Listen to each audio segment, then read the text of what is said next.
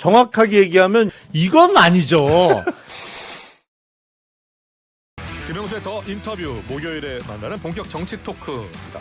국회 썰차 용1호 시작합니다. 김용남 전 의원, 김준일 시사평론가, 강찬호 중앙일보 논설위원 나오셨습니다. 어서 오십시오. 네, 안녕하세요. 안녕하십니까. 네. 지난 일주일 만에요. 정책 사안이 너무 많이 터져서 무엇부터 물어봐야 될지 모르겠습니다. 내란 전담 재판부, 또 권력 서열론, 여기에 지금 조희대 대법원장 사퇴 요구에 이어서 또 정치 개입 제보 주장까지 터졌습니다. 조희대 대법원장이 어제 입장을 발표했습니다. 전혀 논의한 적이 없다라는 이례적인 정말 대법원의 입장문 나왔습니다. 어떻게 보고 계시는지, 자 김용남 의원부터 말씀해 주세요. 일단은 뭐 진실 공방 국면으로 넘어가는 것 같아요. 예. 그러니까 한덕수 당시 그 대통령 권한대행 시절이라는 거죠. 하고 조희대 대법원장하고 만난 적이 있느냐 없느냐, 아니면 또 거론되는 제3자까지 껴서 같이 만났느냐, 이른바 김건희의 모친 최은순 씨의 뭐 전 남자친구라는 사람까지 만났었다는 주장까지 있기 때문에 진실 공방으로 흘러가고 있는데, 그렇게 되면 어제 조희대 대법원장 측이 만난 적이 전혀 없다라고 주장을 했기 때문에 만난 적이 있다라는 주장을 하는 사람이 입증을 해야 되는 거죠. 증거를 내놓던지. 증거를 내놓든지. 자, 증거가 아직은 없는 거예요. 증거가 아직도 없을 뿐더러 지금 보면은 이걸 지금 터뜨린다고 하는 분은 부승찬 의원이 어디서 했습니까? 국회 본회의에서 했잖아요. 그다음에 또 익명의 제보라고 했어요. 그다음 세 번째로 이 내용이 사실이 라면이라고 했습니다. 이게 말이 되나요? 우선 이 장소부터가 벌써 아니면 말고 해도 내가 사법적 책임을 안 지는 장소를 택했잖아요. 그렇지 않습니까? 그 국회의원의 면책 특권을 이용해 가지고 지금 이렇게 굉장히 그 어떤 한나라 지금 대법원장을 날릴 수도 있는 이런 굉장히 아주 그 민감한 이런 폭로를 그 면책 특권이 있는 데서 한 것부터, 그다음에 본인 스스로도 이게 사실이라면 가정법을 쓰는 게 말이 안 되는 거예요. 폭로할 때 당연히 내가 이런 근거를 갖고 나는 이렇게 주장한다 이렇게 이러지 왜 본인은 라면이라고 합니까? 그리고 또 거기다가 이걸 또 받아갖고 정청래 대표도 또 이게 사실이 라면이라고, 더불어 라면당입니까? 지금 보니까 이런 민감한 문제를 다 본인이 그렇게 폭로하고 동조하는 사람들 스스로가 라면이라고 하고 있어요. 이거부터가 벌써 국민 보기에 저게 어떻게 폭로냐, 저것은 한마디로 지금 대통령에게 유죄 취지 파기환송 판결을 때린 그 대통령이 정말 미워할 수밖에 없는 대법원장 알아서 끌어내리려는 민주당 의원들의 억지 주장이다. 이렇게밖에 볼 수가 없습니다. 자 김준일 평론가께서. 일단 너무 어수선해요.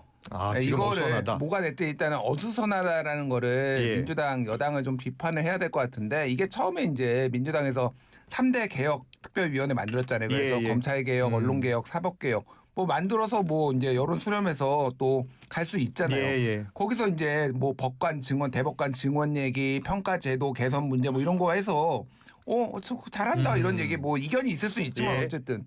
근데 갑자기 내란 전담 재판부, 뭐 내란 특별 재판부 얘기가 나와요. 그러다가 조희대 사퇴 얘기가 나와요. 그러다가 이제 이거를 녹취록 얘기가 나와요. 이게 지금 어디로 가는 건지 너무 좀 국민들은 혼란스럽다. 이게 집권을 했는데 야당 같아요. 집권 야당 같아요. 그러니까 야당 때 하던 방식을 그대로 지금 답습을 해서 이렇게 하는 게 여당이 맞냐, 좀 안정감도 있어야 되고, 정부가 지금 굉장히 많은 일을 하고 있잖아요. 뭐 미국하고 협상을 한다든지 지금 관세 협상도 있고 지금 굉장히 많은 중요한 현안들이 있는데 사법 개혁이 안 중요하다라는 게 아니라 이런 식으로 막 던지듯이 하는 게 맞느냐, 일단은 이거를 좀 비판해야 될 것 같고, 뭐 제 자랑 같지만은 저는 대체적으로 제가 비판한 거에 대해서는 국민 여론이 안 좋습니다. 예를 들면 사면도 그랬고, 제가 좀 잘 우호적으로 얘기한 거, 이를테면 뭐 한미 정상회담이라든지 이거는 제 주변에 들어봐도 우호적인 사람이 별로 없어요. 이건 굉장히 위험하다. 지지율 떨어질 거다. 이것 때문에 이 말씀 드리고, 이게 어떻게 나왔느냐 먼저 좀 설명을 드릴게요. 그러니까 지난 5월에 이게 서영교 의원이 법사위에서 이거를 음성을 녹취를 아예 틀었어요. 그때.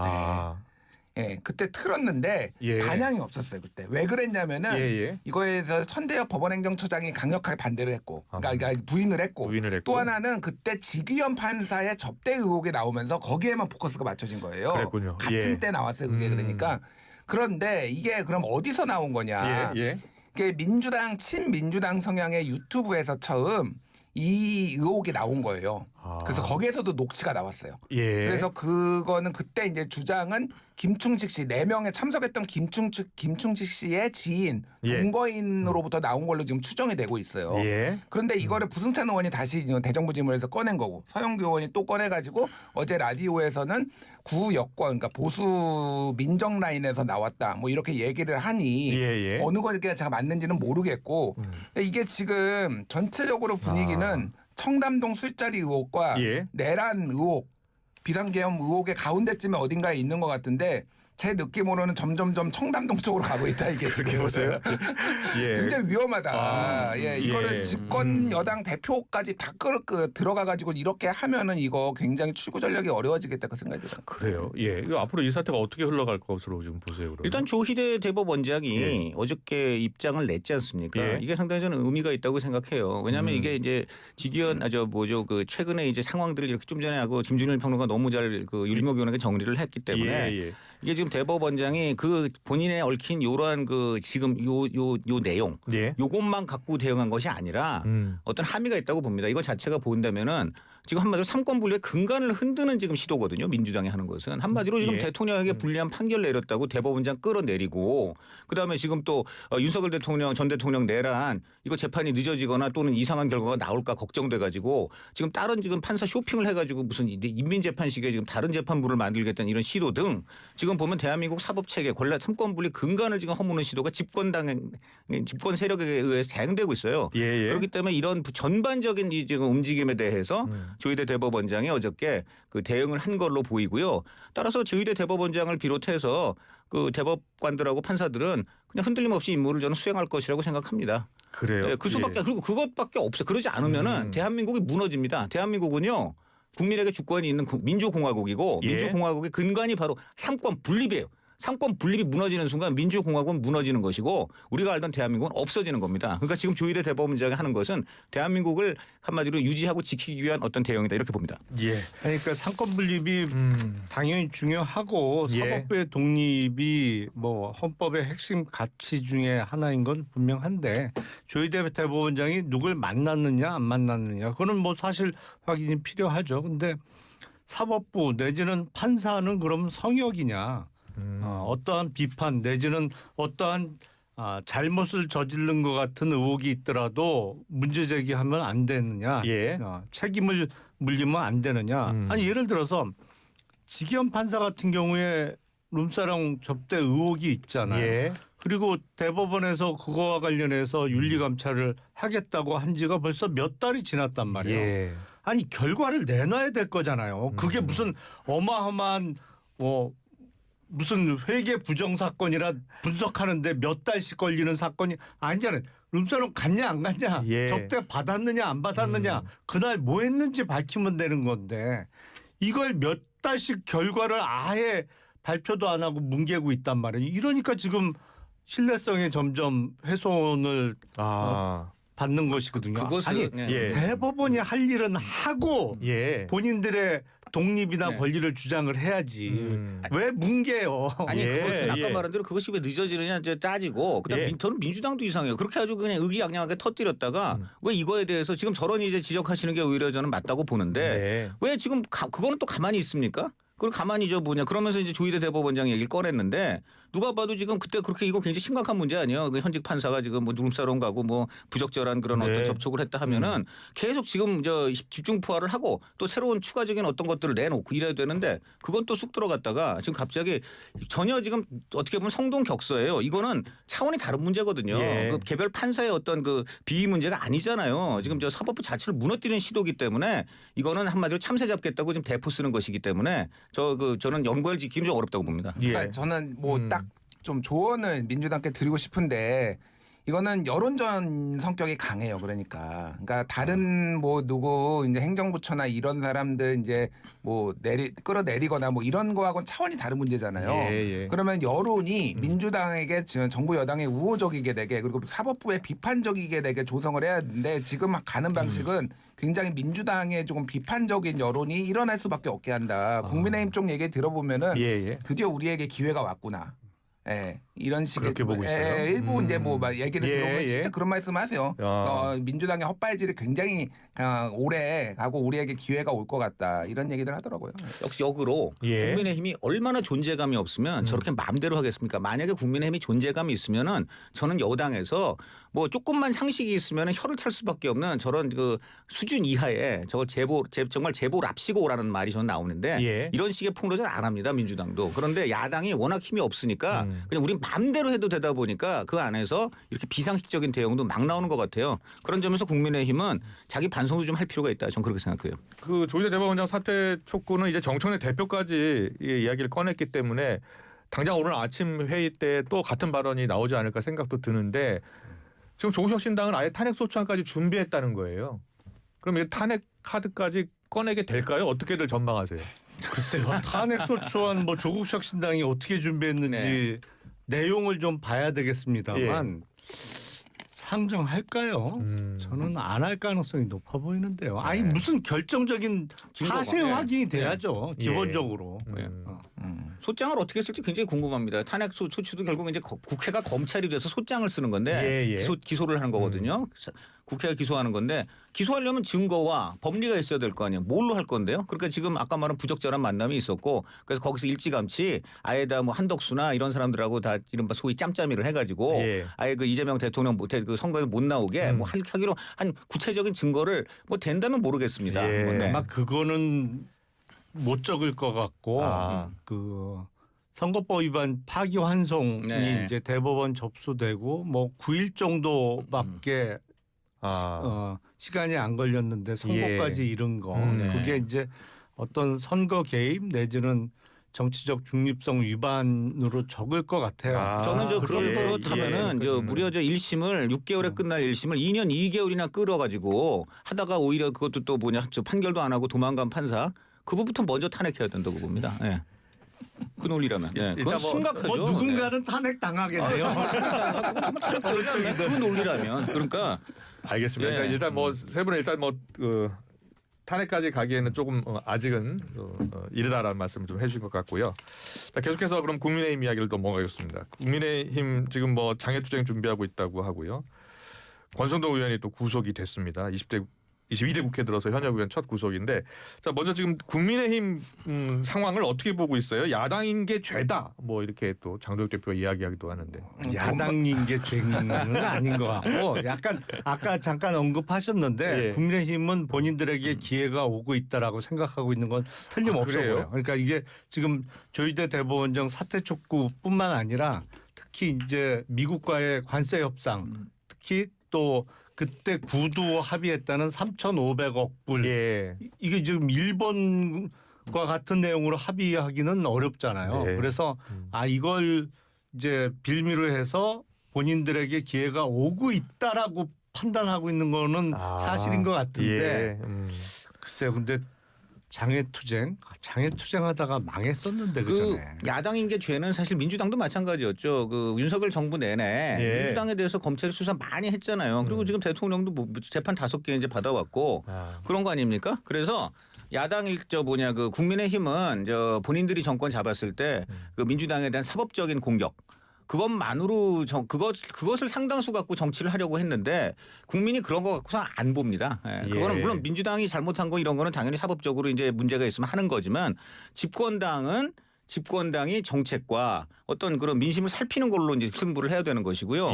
야당도 마찬가지죠. 야당도 그 정책이라든가 이제 이런 걸 가지고서 이제 어떤 그 견제도 하고 대안도 내놓고 이제 이런 것을 하는 것이고 그러니까 지금 저는 이런 부분에 있어서는 장동혁 대표가 야당 일인 게 죄라는 표현보다는 저희도 만약에 잘못한 게 드러나면 그건 당연히 법의 심판을 받겠다. 그래서 우리는 그런 거에 대해서 비겁하게 맨날 꼼수 쓰고 막 그 정치 검찰이라고 하고 그러지 않겠다.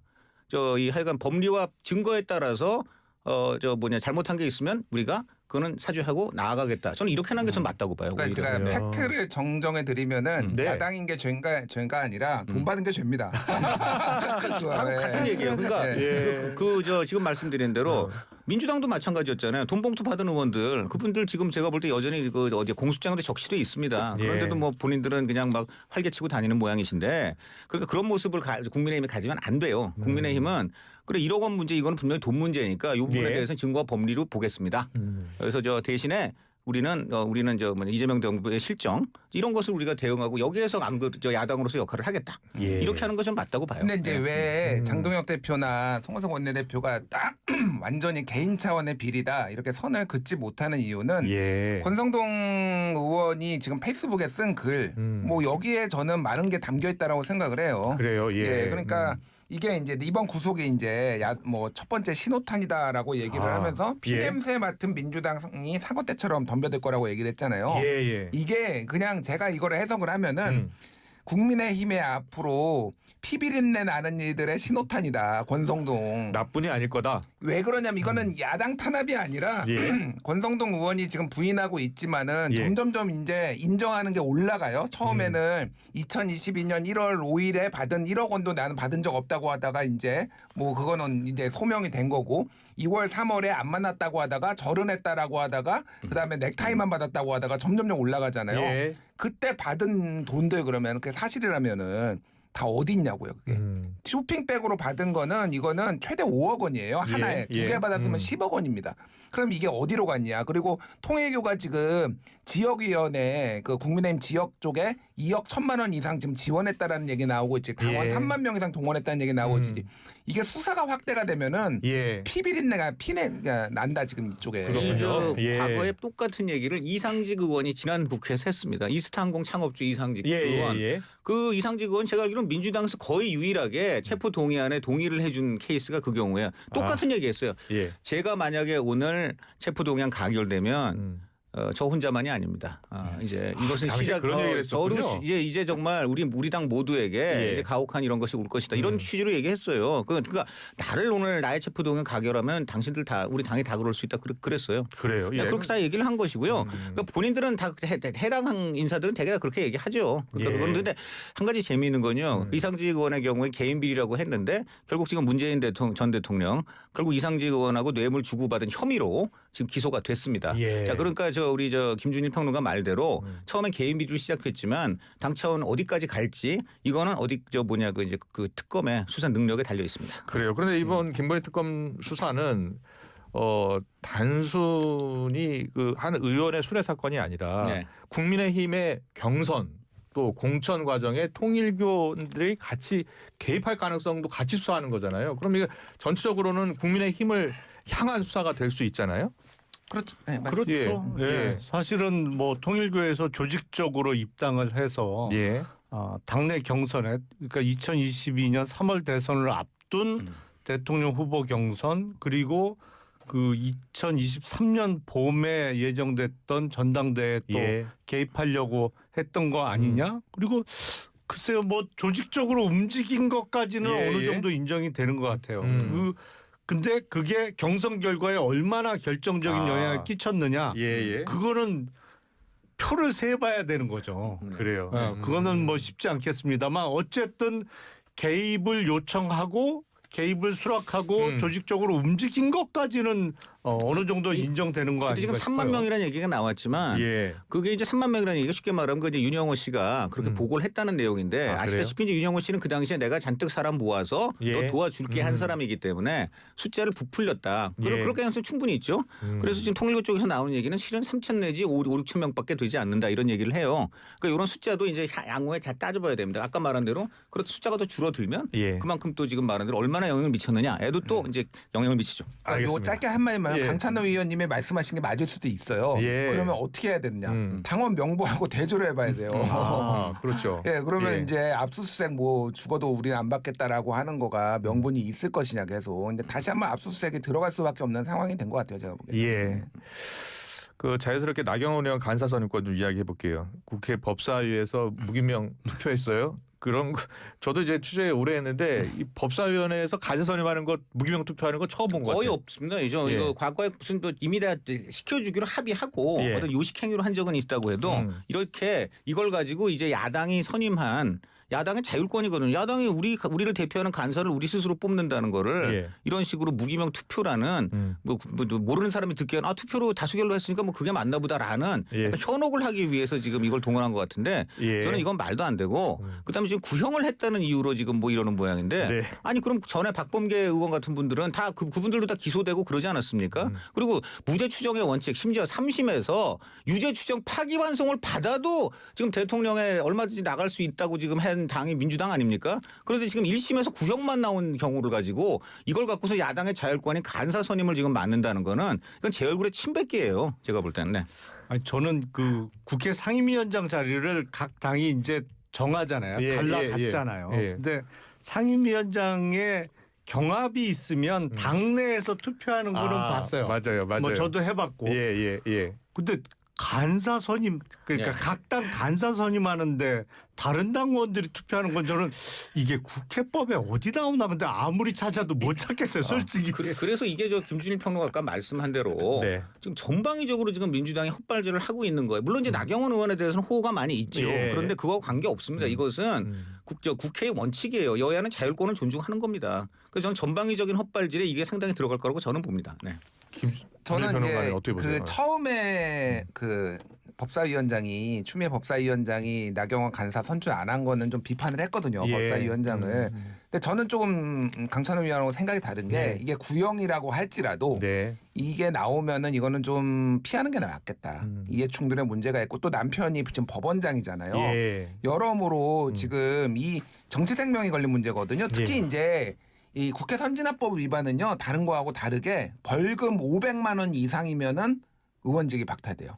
금고 다른 일반 사건은 이제 금고 이상이면은 그래서 두 개를 지금 구형을 할 때 분리를 해놨어요. 나경원 의원 같은 경우에는 1년 6개월, 6개월 이렇게 했거든요. 6개월이라는 이게 얼마나 중요한 거냐면은 다른 사람들은 실형을 구형을 한 게 없어요. 다 벌금이에요. 나머지 27명 중에 황교안, 나경원 빼놓고는 다. 그러니까 이분들의 책임과 이런 것들이 상당히 무겁다라는 거고 이해 충돌까지 있으면은 이제는 좀 간사를 좀 이제는 철회하는 게 낫지 않냐 저는 개인적으로 그렇게 봅니다. 근데 이제 제가 국회법의 근거 규정은 못 찾겠다라고 말씀을 드렸습니다만 이제 앞서 우리가 얘기했던 거와 달리 요거는 여론전이란 측면에서 민주당이 반드시 불리한 것 같지는 않아요. 그러니까 이게 공교롭게 시기적으로 그 검찰 구형과 결심 이제 선고 기일만 남은 거잖아요. 그 상황하고 묘하게 이 시기가 겹치면서 여론전에서